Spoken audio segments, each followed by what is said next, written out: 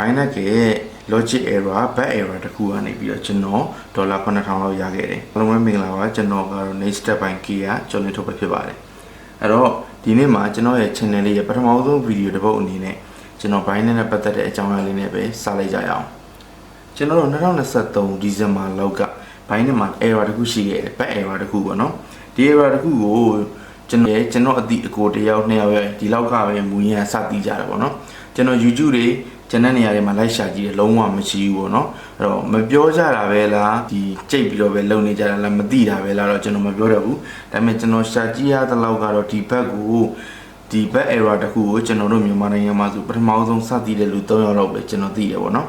အဲ့တော့ဟုတ်ပြီခုလိုဖွင့်ပြောပြတဲ့အကြောင်းအရာဆိုတာကလည်းဒီဘက်ကလက်ရှိအခြေအနေမှာမရတော့တာဖြစ်တဲ့အတွက်ကြောင့်မလို့ကျွန်တော်ပြောပြတာအဲ့တော့ Binance လို error ကနေပြီးတော့ကျွန်တော်လုံးလို့ရတဲ့အရာလေးတစ်ခုပေါ့နော်ဒါပေမဲ့လက်ရှိအခြေအနေမှာတော့အဲ့ဒီ error ကိုထပ်ပြင်လိုက်ပြီးမှနောက်ထပ် error တစ်ခုရှိပါသေးတယ်အဲ့ဒါကတော့ကျွန်တော်လျှို့ဝှက်ချက်အနေနဲ့တော့ဒီ video မှာအနေချင်းလေးပဲကျွန်တော်ပြပြပေးမယ်အဲ့တော့ကျွန်တော်ရဲ့ channel လေးကို subscribe လုပ်ပြီးတော့ like ပြီးတော့နားထောင်ပေးကြပါဦ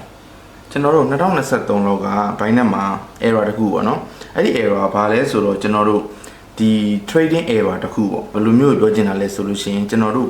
ဒီဘက်ကဒီ function တခုမှာကျွန်တော်တို့က convert လုပ်လိုက်တာက$ရတယ်ဆိုပါစို့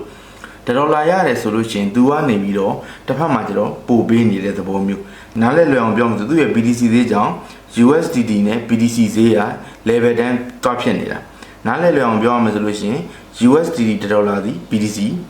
1 BTC သဘောမျိုးပေါ့ဟာလို့ဆိုလို့ရှိရင်မင်းရဲ့ဒီနေရာအကုန်လုံးကချမ်းသာကုန်မှာပေါ့လို့ပြောလိမ့်မယ်ဒါပေမဲ့အဲ့လိုတော့မရဘူးပေါ့နော်ဘာဖြစ်လို့ဆို back error ဖြစ်တဲ့အတွက်ကြောင့်မလို့အဲ့လို error မျိုးဆိုလို့ရှိရင်လည်း Binance ကအခုချိန်ဒီနေ့လောက်ဆိုရင်တော့ဒီ wallet ခံသွားလောက်ပြီအဲ့လို error တော့မဟုတ်ဘူးသူကဘယ်လို error လဲဆိုလို့ရှိရင်ကျွန်တော်တို့ဒီသူ့ရဲ့ minimum amount ဆိုတာရှိတယ် minimum amount ဆိုတဲ့ဈေးတန်းမှာကျွန်တော်တို့ကသူ့ကိုထည့်ကြိုက်တဲ့ pay any pay ကြိုက်တဲ့ pay ကိုထည့်ကျွန်တော်တို့ USDT ပဲထည့်တဲ့ dot coin ပဲထည့်တဲ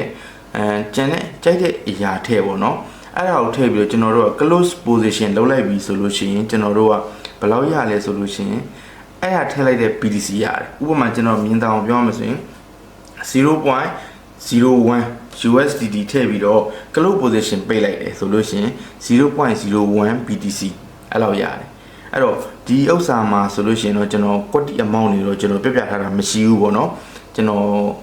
်တချို့အရာလေးတွေကိုထင်ချင်ပြီးပြောထားတာလေးတွေရှိတယ်အဲ့တော့အဲ့လိုရသွားတယ်ဗျာအဲ့ဒါဆိုလို့ရှိရင်လောဘကြီးပြီးကျွန်တော်တို့က 0.01 ကို 0.01 BTC ရတယ်ဆိုရင်ကျွန်တော်တို့က 0.01 BTC မထည့် USDT မထည့်တော့ဘဲနဲ့ 0.02 ထည့်ပြီးတော့ပိတ်လိုက်တဲ့ခါကျလို့ရှိရင် BTC က2ရမှာဒါပေမဲ့2မရတော့ဘဲနဲ့19ပဲရသွားတယ်and 3ထည့်ရင်28ပဲရတော့မယ်အဲ့လိုရော့သွားတယ်ပေါ့နော်ပြောချင်တဲ့သဘောတရားကတော့အဲ့တော့ကျွန်တော်တို့အရင်တော့ဆိုလို့ရှိရင်အဲ့ဒါသူ့ရဲ့ error တစ်ခုပဲဘယ်လိုမျိုးလဲဆိုတော့ကျွန်တော်တို့ကအဲ့ဒါကိုလုတ်တယ်ပေါ့နော်ပထမတော့ကျွန်တော်ကမသိဘူးဗျကျွန်တော်ဒီ manual ပဲ auto clicker တွေနဲ့ကျွန်တော်လုတ်တယ်ထည့်တယ် margin ထည့်တယ်margin ဆိုတော့ margin trading ပေါ့နော်margin ထည့်တယ်ပြီး close position လုတ်တယ် BTC ရအဲ့လိုတွေနဲ့ကျွန်တော် auto clicker တွေနဲ့လုတ်တယ်နောက်ပိုင်းကျတော့ကျွန်တော်ပင်မန်းတယ်ပေါ့နော်ဒီ auto clicker နဲ့လုတ်တဲ့ခါမှာရမ်းပင်မန်းတယ်ကျွန်တော်မလုတ်နိုင်ဘူးဆိုပြီးကျွန်တော်ဘာလုပ်လဲဆိုလို့ရှိရင်ကျွန်တော် Binance ရဲ့ API ကိုသုံးပြီးတော့ကျွန်တော် programming ပိုင်းနဲ့ကျွန်တော်သိမကျွမ်းဘူးအဲ့တော့ကျွန်တော် AI ကိုပဲအသုံးပြုတယ် AI ကိုကျွန်တော်သွားတယ် hey ငါဒီမှာ Binance ကိ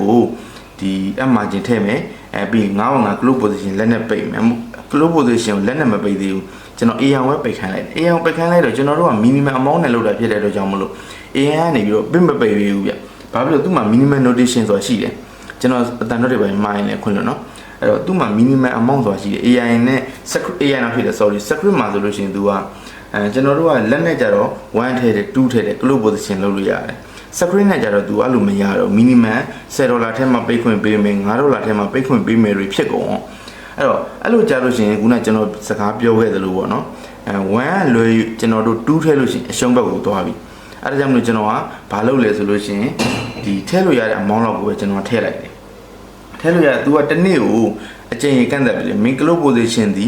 တနေ့ကိုအချိန်ဘယ်လောက်ပဲမင်းနှိမ့်ခွင့်ရှိတယ်ဆိုတဲ့ဟာလေးရှိတယ်ဒီလောက်ဆိုရင်တော့ Binance ကိုကျွမ်းထုတ်လို့မရလို့နှောက်တဲ့သူဆိုလို့ရှိရင်တော့ကျွန်တော်ဗာပြောနေတဲ့အကြောင်းအရာကိုကျွန်တော်မပြောလဲနားလဲသွားလိမ့်မယ်အဲ့တော့ကျွန်တော်တို့ဒီဘယ်လိုပြောမလို့အချိန်ကန့်သက်ချက်ရှိတယ်ဗျာအဲ့တော့အချိန်ကန့်သက်ချက်ရှိတာကိုကျွန်တော်ကနေပြီးဟုတ်ပြီဒါဆိုတော့ close position လက်နဲ့ပိတ်မယ်ဆိုပြီးတော့ကျွန်တော်က AI ကို ငါ့ကို app margin ထည့်တဲ့ script ကလေးတစ်ခုရေးပေးပါဆိုပြီးတော့ကျွန်တော်ကလုပ်ခိုင်းလိုက်တယ်လုပ်ခိုင်းလိုက်တော့ app margin ထည့်တဲ့ script ကိုကျွန်တော်ကအမှန်သူကတစ်စက္ကန့်တစ်ခါ app margin ထည့်နေမှာဗျာကျွန်တော်သတ်မှတ်ထားတဲ့ amount ကိုပေါ့နော်အဲ့လိုထည့်နေလိုက်တော့ကျွန်တော်တော့ကတပိုင်းကတက်တာပါပြီလက်နဲ့ close position လုပ်မယ်ပြီးနောက်ခဏဆောင်မယ်ပြီးနောက်တစ်ခါထည့် close position လုပ်မယ်အဲ့လိုနဲ့ကျွန်တော်လုပ်လိုက်တာကပုံမှန် manual ဆိုရင်တစ်နေ့ကိုအချိန်ကြီးသူသတ်မှတ်ထားတာ90ပဲထားပါတော့90ရနေတဲ့အရာလေးတစ်ခုကနေပြီးတော့အချိန်ကြာလဲ API နဲ့ထည့်လဲထည့်ရောသူကဘာဖြစ်သွားလဲဆိုတော့အချိန်ကြီးအများကြီးရသွားတယ်အချိန်ကြီးအများကြီးမရခင်မှာကျွန်တော်ပြောချင်တာကျွန်တော်ပထမကျွန်တော်လို API နဲ့ထည့်လိုက်တယ်ပေါ့ဗျာ API နဲ့ထည့်ပြီး close position တစ်ခါနှိပ်တယ်နှိပ်ပြီးကျွန်တော်ဒီမှာလှုပ်ရှားကြီးကလုံနေတော့ပြီးလိုက်ပြီးသူကဘာကျွန်တော်သွားကြည့်လဲကြည့်ရောသူကနေပြီးတော့ auto တွေ close position ဖြစ်နေတာ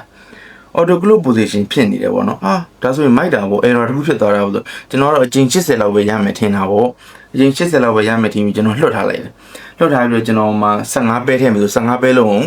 ဒီ app margin function ကျွန်တော် script ကိုဒီတိုင်း play ရေးခိုင်းထားလိုက်တယ်ရေးခိုင်းထားပြီးတော့ကဲload တော့ဆိုပြီးကျွန်တော်လှုပ်ကိုဘာဖြစ်သွားလဲဆိုတော့ auto ပိတ်နေတယ် auto ပိတ်လဲပိတ်ကော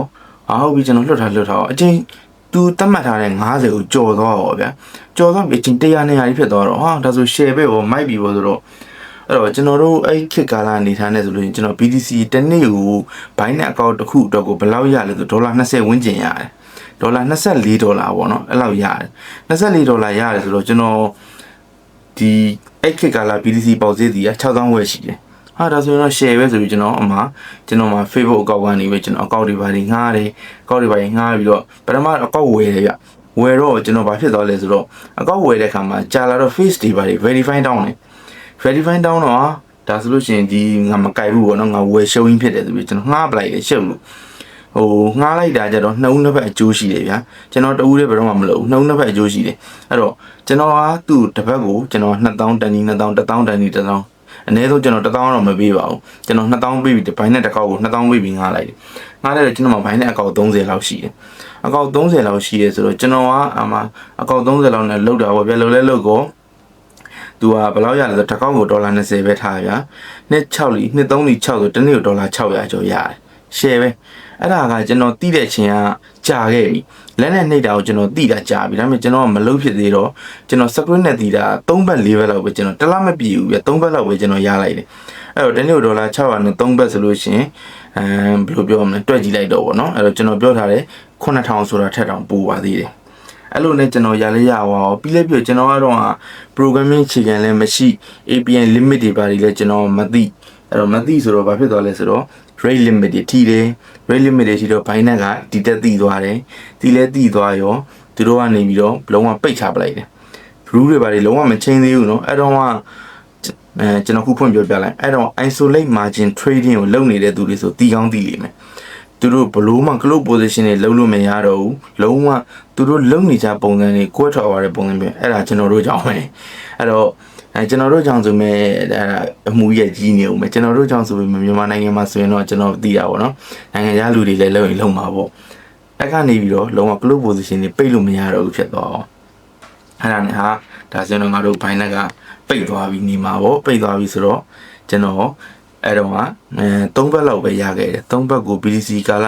ဘယ်လောက်ရလဲဆို 0.01 BTC တာလောက်ကျွန်တော်ရခဲ့တယ်အဲ့တော့စဉ်းစားကြည့်ပေါ့ဗျာအမြက်ကြီးပေါ့နော် 0.01 any pay ကို 0.01 BTC ပြန်ပေးတာကြီးလေဗျာဟုတ်တယ်မို့လားအဲ့တော့မမြတ်ပဲရှိမလားအဲ့တော့အဲ့ဒါက2023ကရာဇဝင်တစ်ခုအဲ့ဒါကဒါအပိုင်း1အနေနဲ့ကျွန်တော်ပြောပြပေးတာအဲ့ဒါပြီးသွားလို့ရှင်तू က rule change လိုက်တယ် rule change ပြီးလို့ရှင် तू ကထပ်ပြီးတော့လာသေးတယ်အများကြီးပဲ